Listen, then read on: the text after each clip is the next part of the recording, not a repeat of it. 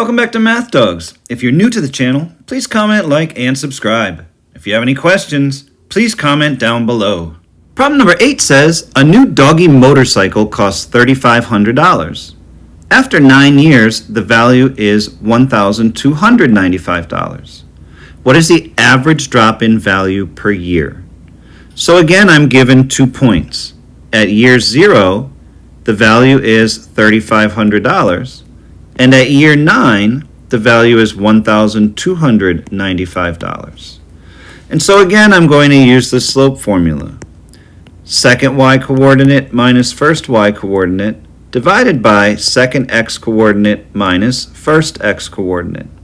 And then I'm going to substitute 1295 minus 3,500, and the change in x, second x-coordinate is 9, minus the first x-coordinate is 0.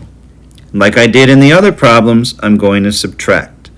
So 1,295 minus 3,500 is negative 2,205, and 9 minus 0 is 9. When I divide that out, negative 2205 divided by 9 is negative 245. And so, the average drop-in value per year would be 245 per year.